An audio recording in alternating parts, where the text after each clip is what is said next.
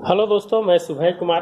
दोस्तों, आप इस चैनल पे नए हैं तो आप है जो निश्चित रूप से इस चैनल को सब्सक्राइब कर लीजिए, बेल आइकन दबा लीजिए ताकि आपको नोटिफिकेशन है जो मिलता रहे।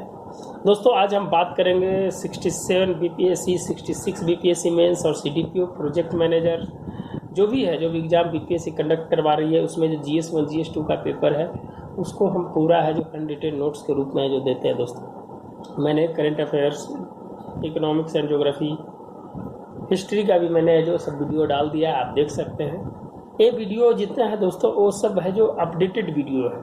अभी जो हम ला रहे हैं सब उसमें अपडेटेड है, उसकी नई नई डेटा के साथ है।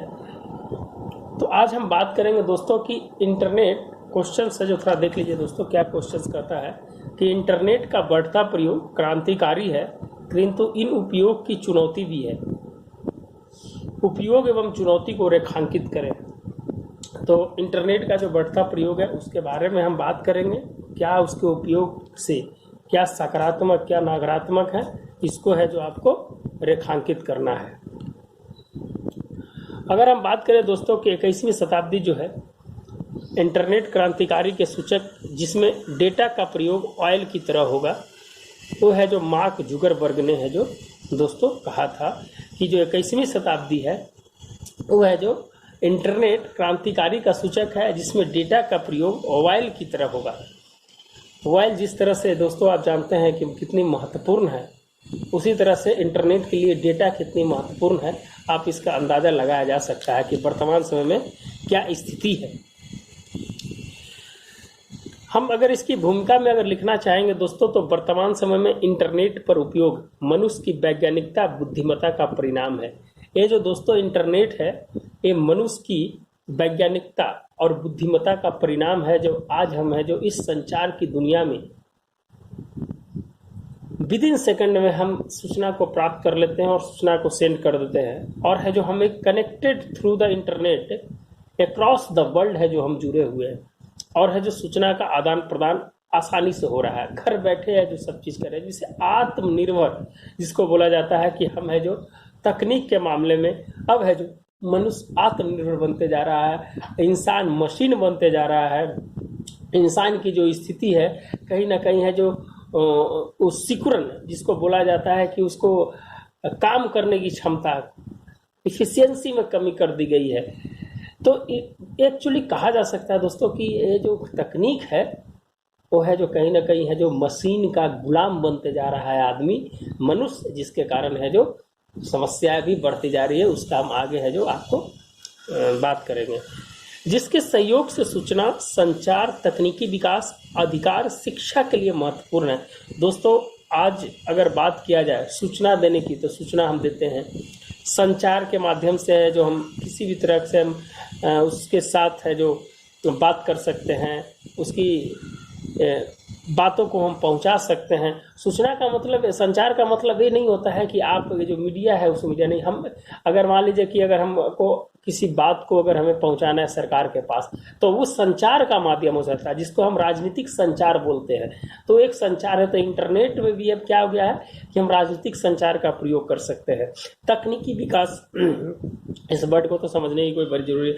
अधिकार दोस्तों, आज हमारी जो अधिकार है उस अधिकार का अगर हनन होता है तो हम है जो इस इंटरनेट के माध्यम से हम अपनी बातों को रख सकते हैं, और जब मेरी बात को कहीं ना कहीं है जो किसी न किसी के द्वारा है जो जरूर सुना जाएगा, और है जो हमारी है जो अधिकार की रक्षा की जाएगी। तो हम है जो सामाजिक स्तर पर भी है जो इस चीज़ को और अपनी व्यक्तिगत अधिकार के स्तर पर भी इस इंटरनेट की दुनिया को कहीं ना कहीं है जो हम एक नया तरीका के रूप में देखते हैं।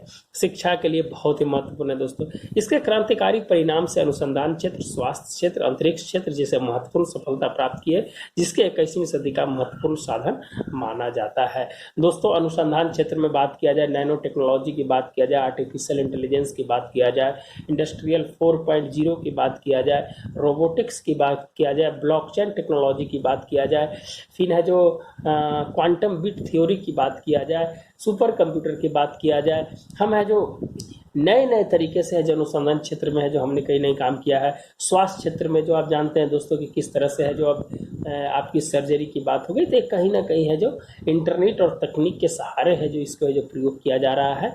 आप है जो टेलीमेडिसिन के माध्यम से एक जगह बैठे हुए आदमी कहीं एक जगह बैठे हुए डॉक्टर्स है जो कई सारे जगह की है जो मरीज को है जो एक बार में देख सकता है। तो ये कहीं ना कहीं है जो ये इंटरनेट का एक नायाब तरीका है जो इसको माना जा सकता है। और अंतरिक्ष क्षेत्र में जहाँ तक है जो हम लोग है जो बात कर रहे हैं कि इतनी टेक्नोलॉजी है जो हावी हो गई है, इसमें तकनीक के साथ है जो इंटरनेट का है जो बहुत बहुत इसका योगदान माना जा सकता है। दोस्तों, इंटरनेट के जो आविष्कारक है जिनका नाम है सर्फ करके कुछ उनका नाम था, वो है जो उनका इसमें बहुत बड़ा 1960-70 के दशक में उनका है जो बहुत बड़ा योगदान रहता है। और भारत में है जो ये है जो 1995 के बाद है जो आती है। तो ये कुछ डेटा फैक्चुअल डेटा है जिस पे हम बात कर रहे थे। दोस्तों, अभी हम इसको वर्तमान से जोड़ने का प्रयास करेंगे कि वर्तमान कोविड-19 के समय इसकी उपलब्धता के अधिकार को सकारात्मक बना दिया। इतनी जरूरत पड़ गई दोस्तों कि कहीं ना कहीं है जो इस इंटरनेट को मनुष्य के साथ पल पल जीना, जिसको बोला जाता है कि एक सहभागिता, कि हम उसके बिना है जो जी नहीं सकते। आज वर्तमान समय में आप व्यावहारिक जीवन में आप प्रयोग करके देखिए कि अगर आपके पास इंटरनेट नहीं है तो आपकी दिन है जो नहीं कट पाएगी। इतना बड़ा है जो आपके सहभागिता के रूप में काम करता है। तो इसी तरह सरकार के लिए भी एक है जो बहुत बड़ा है जो ये है जो सहयोग के रूप में काम किया है। डिजिटल अवसंरचना को महसूस किया है किसके? शासन स्तर पे, प्रशासन स्तर पे, सरकार के सभी स्तरों पर देखा गया है, जिसमें कुछ उदाहरण भी है। इंटरनेट उपयोग के लिए सरकार ने नई डिजिटल इंडिया 2015 जो पॉलिसी लाई थी दोस्तों कि डिजिटल इंडिया 2015 के माध्यम से जो भारत नेट कार्यक्रम 2018 में चला था, और उसके माध्यम से 6 करोड़ गांव में जो टायर 2 और टायर 3 के क्षेत्र में विस्तार किया गया, जिससे डिजिटल अवसंरचना को इंटरनेट तक है जो पहुंचा जा सके। दोस्तों, अभी जब आत्मनिर्भर भारत में जब स्थिति बनी कि भाई अब कैसे है जो हमें वो लोगों के तक है जो हमें पहुंचने के लिए क्या करना पड़ेगा, तो सबसे पहले चीज़ है कि डिजिटल अवसंरचना को है जो बढ़ाना पड़ेगा। दोस्तों, आप है जो नेशनल फाइबर ऑप्टिक्स पॉलिसी की बात किया जाए या भारत नेट कार्यक्रम की बात किया जाए, तो बिहार की अगर बात किया जाए 45,103 गाँव में है जो इसे बिछाने का है जो कहीं ना कहीं जो काम चल रहा है। और पूरे भारत में जो 6 करोड़ गाँव हैं वहाँ तक है जो इसका है जो कवर करने का प्लान बनाया, ताकि जो हमारे इंफ्रास्ट्रक्चर एक डिजिटल और इंफ्रास्ट्रक्चर के रूप में कन्वर्ट हो जाए। तो नई संचार नीति के माध्यम से इंटरनेट का प्रयोग के कुछ उदाहरण भी है। इसे भारत के स्तर पर और बिहार के स्तर पर देखेंगे तो डिजिटल इंडिया कार्यक्रम, नई डिजिटल साक्षरता नीति, भारत नेट कार्यक्रम, ई गवर्नेंस को बढ़ावा। और बिहार पे अगर बात किया जाए दोस्तों तो है जो बिहार स्टेट नेटवर्क, जिसको B-SWA नेटवर्क कहते हैं, और डिस्ट्रिक्ट में उसको D-SWA नेटवर्क कहते हैं, digital state wide area network, और बिहार डिजिटल अवसंरचना नीति। अभी हाल फिलहाल में दोस्तों है जो इंटरनेट के लिए है जो वहाँ पर प्रधानमंत्री वाईफाई एक योजना चले था दोस्तों, जिसपे जो बिहार सरकार ने है जो बहुत त्वरित तरीके से है जो इसको मैंने लगाने का है जो इसका निर्णय लिया है कि हम है जो अब जितने भी जो छोटे छोटे दुकानें हैं उस दुकान में भी है जो वाईफाई की व्यवस्था की जाएगी, ताकि है जो किसी भी तरह का है जो डिजिटल अवसंरचना को मजबूत किया जाए। जिस तरह से आप पान के दुकान पे पान लेते हैं, उस तरह से अगर मान लीजिए कि आपके मोबाइल में नेट नहीं है तो आप है जो पान के दुकान पे जाइएगा और कहिएगा कि हमें 10 मिनट के लिए है जो हमें वाईफाई चाहिए, तो आपको चार्ज लेगा, 1 रुपया 2 रुपया चार्ज लेगा और आपको 10 मिनट के लिए वाईफाई देगा। तो जो अभी प्रधानमंत्री वाईफाई जो एक योजना है, उस पर वाईफाई नेटवर्क योजना जो अभी हाल फिलहाल में जो आने वाली थी वो है जो उसके बारे में हम बात करें, और बिहार सरकार ने इसे त्वरित कदम उठाने का है जो फैसला किया है। इस नीतियों के कारण इंटरनेट का अवसंरचना का विकास के उपयोग सकारात्मक प्रभाव देखने को मिला, जिसके प्रभाव सभी क्षेत्रों पर पड़ा है। हमें दोस्तों इसके उपयोग के बारे में लिखना, तो हम उपयोग के साथ है जो लिखने का है जो इसमें प्रयास करेंगे, जिससे ये होगा कि हमें क्वेश्चंस को डिमांड को भी पूरा करते हुए चलना है।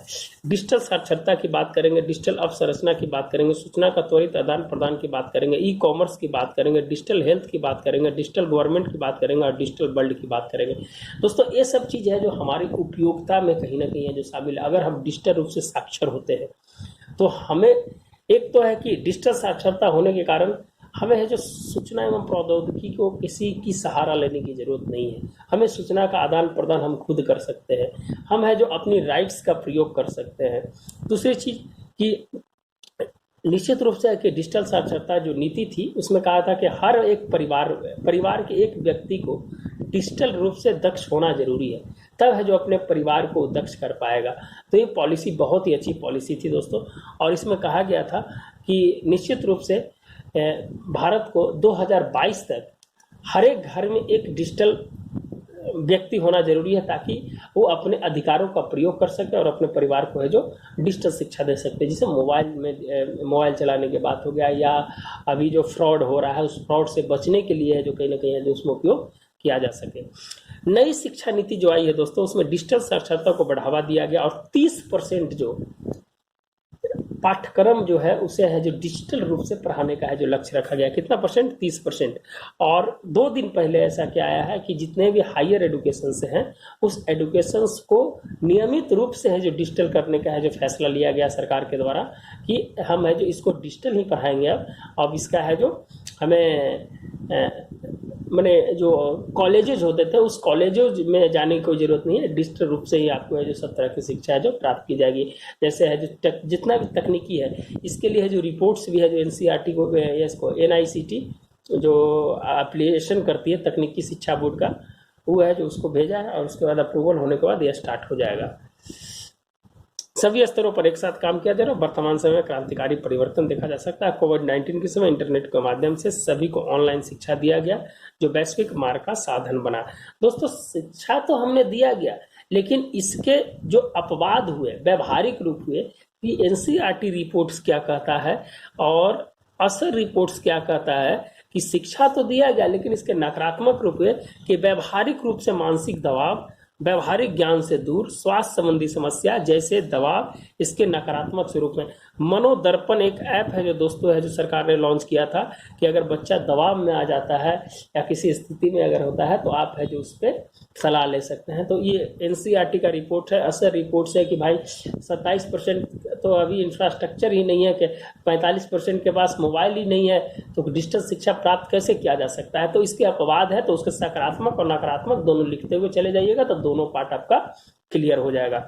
डिजिटल अवसंरचना में इंटरनेट के माध्यम से सभी सरकार अपनी संवाद को इसके माध्यम से सूचना प्राप्त किया जो क्रांतिकारी कदम बताएगा। दोस्तों इसके समय में अगर हम बात करेंगे तो डिजिटल अवसंरचना होने के चलते हम है जो डिजिटल वर्ल्ड से जुड़ने का प्रयास किए, चाहे G20 हो गया, ब्रिक्स हो गया, SCO हो गया, मैंने सार्क का जो बैठक हुआ, सार्क का मैंने कोविड बैठक हुआ था, सार्क का जनरली बैठक नहीं, कोविड बैठक जो हुआ था उसकी बात हो गई, तो किसी द्विपक्षीय वार्ता हो गई। तो इसमें है जो अंतर्राष्ट्रीय संवाद है जो किया गया, जिसमें वर्चुअल मीटिंग किया गया। निर्वाचन आयोग ने भी इसका जो प्रयोग किया, लोगों को बोला कि वर्चुअल मीटिंग कीजिए। तो एक सकारात्मक है, डिजिटल को हम बढ़ावा दे रहे हैं, इंटरनेट का हम प्रयोग कर रहे हैं, तकनीक का सहारा ले रहे हैं, लेकिन उसके प्रयोग क्या है कि आपके पास दक्षता नहीं है, इंटरनेट के चलाने वाले की दक्षता की कमी है, जिसके कारण है जो आपकी जो योजनाएं कहीं ना कहीं जो वो कमी रह जाती है। तो हमें है जो उस स्तर पर है जो हमें ध्यान देना होगा।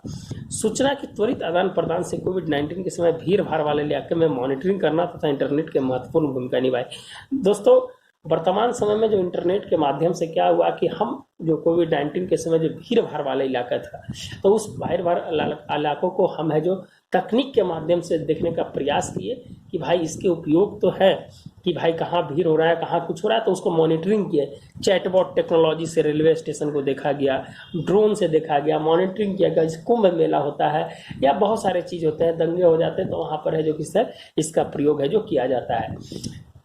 लेकिन ये सब चीज़ तो है, लेकिन इसके जो सबसे बड़ी चीज़ है दोस्तों कि मान लीजिए कि इंटरनेट का जो हम प्रयोग तो कर रहे हैं, लेकिन इसके नकारात्मक चीज़ यही है कि इससे बहुत जल्दी है जो सूचना का प्रसार बढ़ता है, या तो गलत हो या तो सही हो, दोनों है जो बहुत तेज़ी से फैलता है। तो हमें उस स्तर पे है जो ध्यान देने की ज़रूरत है। तो भीड़ भाड़ इलाकों को भी कंट्रोल करने में कहीं ना कहीं तकनीक है जो मदद किया, इंटरनेट है जो मदद किया है।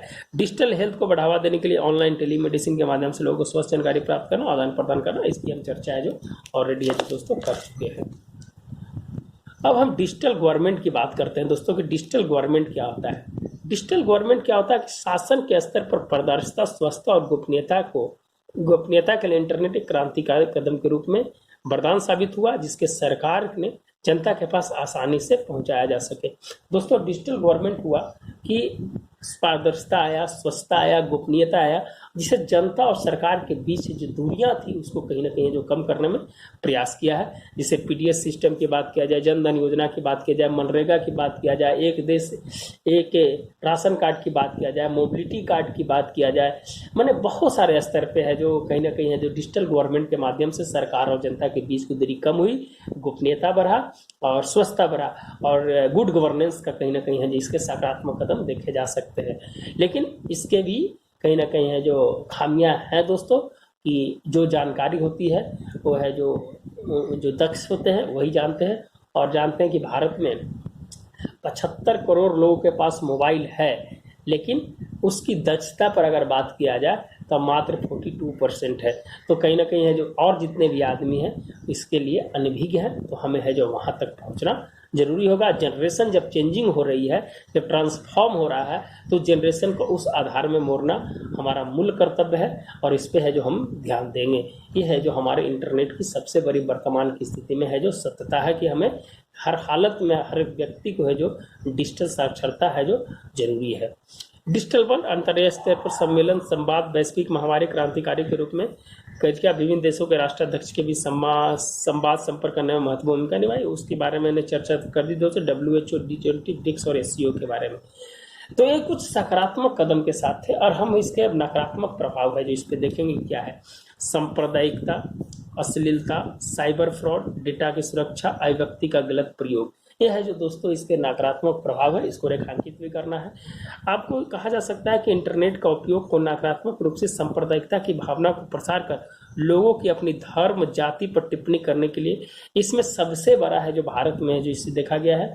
और कहा जाता है दोस्तों कि जो ये अभी वर्तमान समय में जो फेसबुक हो गया या व्हाट्सएप हो गया या ट्विटर हो गया, इंस्टाग्राम हो गया, तो आपने एक प्रोटेक्शन पॉलिसी लेकर आई है कि आपसे कोई भी चीज़ आप जब डालते हैं तो उसका है जो क्रॉस चेक करता है, 3 फिल्टर चेकिंग किया जाती है कि आप किसी सामाजिक, किसी धर्म, जाति और संप्रदाय या धर्म को तो आप है जो कि टारगेट नहीं कर रहे हैं, तो उस टारगेट को उसको वांछनीय रूप से उसको फिल्टर करता है, तब है जो उसको डालता है। नहीं तो अभी एक पॉलिसी भी आई है, उस पॉलिसी के माध्यम से हर हालत में है जो उस पर जो काम करना पड़ेगा। फेसबुक को अगर गलत है तो उसको हटाना पड़ेगा, त्वरित कार्रवाई करनी पड़ेगी। इसके कारण है जो इसकी जो स्थिति है, वस्तु स्थिति को है जो कहीं ना कहीं है जो इसको सकारात्मक रूप से देखा जा सके। तो सांप्रदायिकता के मामले में है जो कहीं ना कहीं इसका है जो नकारात्मक प्रभाव पड़ा है। जैसे दिल्ली दंगे की बात किया जाए, CAA NRC का गलत रूप से जो इसका प्रचार किया गया, तो ये जो कहीं ना कहीं सांप्रदायिक की भावना को बढ़ाने का है जो प्रयास किया गया। ये अंतर्राष्ट्रीय हो सकता है, आंतरिक हो सकता है, क्षेत्रीयता हो सकता है, प्रखंड स्तर पर हो सकता है, जिला स्तर पर हो सकता है। तो ये सब चीज़ है जो सभी स्तरों पर है जो इसकी ये जो मॉनिटरिंग करनी होगी। अश्लीलता, पोर्नोग्राफी के बारे में इंटरनेट के माध्यम से अश्लीलता का प्रभाव समाज में सही वर्गों पर है। महिलाओं की स्थिति पर मनोवैज्ञानिक प्रभाव पड़ा है जो समाज की संस्कृति तथा अन्य गलत प्रयोग से समाज में इसका प्रभाव तेजी से देखा गया है। NCRB के अनुसार बलात्कार की घटनाएं है जो इस पर बढ़ोतरी हुई है। अश्लीलता के कारण है जो दोस्तों कहीं ना कहीं है जो बलात्कार की जो घटनाएं बढ़ती है। आजकल दोस्तों जो कहा जाता है कि भारत सबसे ज़्यादा पोर्नोग्राफी देखने वाला देश है। दोस्तों इतनी अच्छी संस्कृति होने के बावजूद भी रिपोर्ट्स जब ऐसे आते हैं तो कहीं ना कहीं मन को झकझोर देता है कि इतनी सभ्यता और संस्कृति वाला देश, और इसमें हम एक बहुत जिम्मेदारी से रिपोर्ट्स को जब हम पढ़े हैं तो उस लिखा हुआ था कि महिलाओं की संख्या इसमें सबसे ज़्यादा है पोर्नोग्राफी देखने में। 57% जो महिलाएं देखती हैं। तो एक कहीं ना कहीं है जो इस अपनी संस्कृति के ऊपर है जो एक धब्बा लग सकता है। तो आप है जो निश्चित रूप से जो वेस्टर्न कल्चर से है जो बचने का प्रयास कीजिए, इंटरनेट के सकारात्मक कदम की ओर है जो आप बढ़िए। और सरकार जब आई थी और बिहार सरकार और भारत सरकार ने पोर्नोग्राफी पर रोक लगाने के लिए है जो बिल को भी पेश करने का है जो कहीं ना कहीं जो कदम उठाया था, लेकिन भारत में ऐसे दबाव से काम करते हैं, ऐसे राजनीतिक दल काम करते हैं, इसकी है जो प्रतिक्रिया है जो कहीं ना कहीं जो नकारात्मक हो जाती है। और इस एक अच्छा कदम उठाने के लिए चलते हैं जो कहीं कहीं सरकार को भी है जो गंवाना पड़ जाता है। तो ये बहुत सारी चीज़ें, ये एक बहुत बड़ा मुद्दा का बहस था पोर्नोग्राफी, तो आप इसको देख सकते हैं।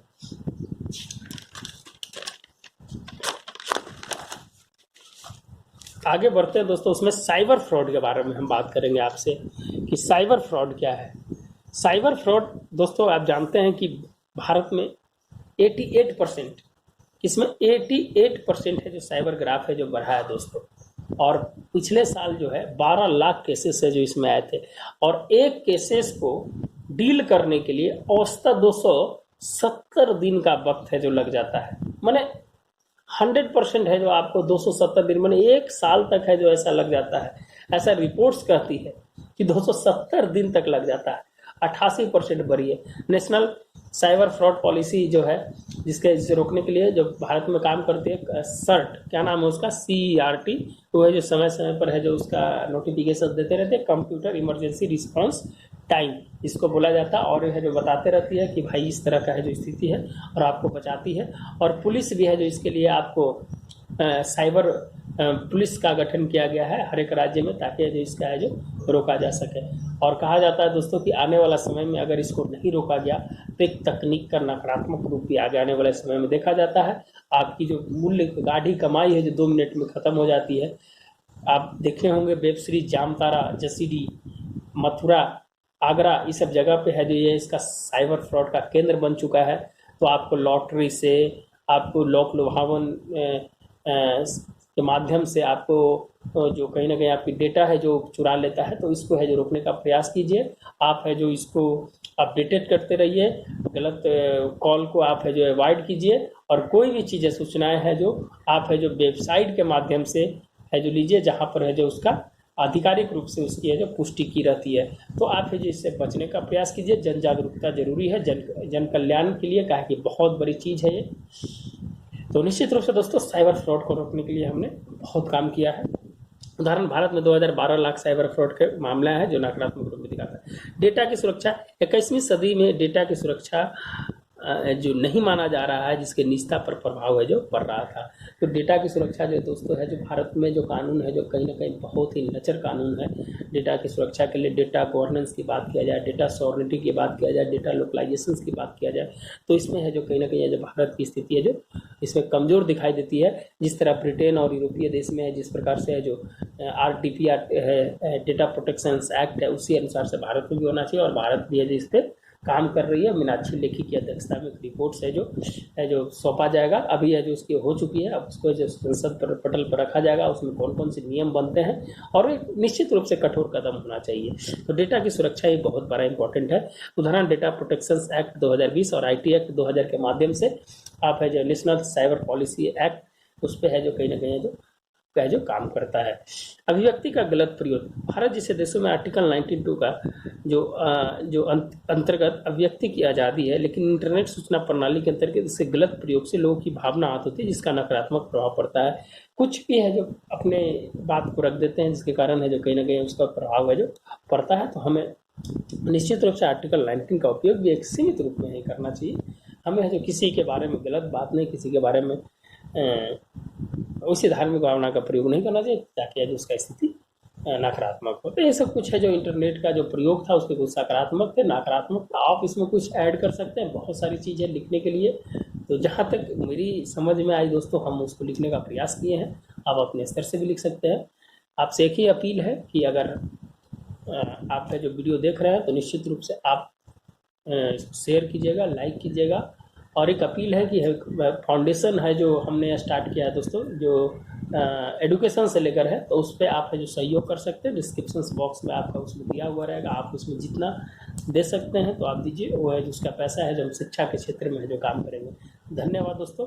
और इसके निष्कर्ष हम पढ़ देते हैं दोस्तों। निष्कर्ष रह गया था, इंटरनेट एक संचार व्यवस्था रूपी 21वीं शताब्दी का वरदान है, जो सूचना का आदान प्रदान सकारात्मक रूप से होता है। इसके प्रयोग से शासन, सरकार और जनता के बीच बेहतर व्यवस्था जन कल्याण के रूप में किया जाना चाहिए। इसका प्रयोग दीर्घकालिक रूप से बेहतर बनाने के लिए सरकार नई डिजिटल नीति 2020 को कानूनी, सरल एवं पारदर्शी बनाया है, जो लोगों के लिए सकारात्मक है। नई डिजिटल नीति जो 2020 है दोस्तों, उस पर है जो आगे बढ़ने का बात है, और जो निष्कर्ष है जो इसको सकारात्मक रूप से लिखने का प्रयास करेंगे। तो एक लंबा चैप्टर था दोस्तों, और मिलते हैं नए वीडियो के साथ। और जो अपील है उस अपील पर ध्यान दीजिएगा, और अगर कोई वीडियो पर लाइक करना, सब्सक्राइब करना ना भूलिएगा। धन्यवाद।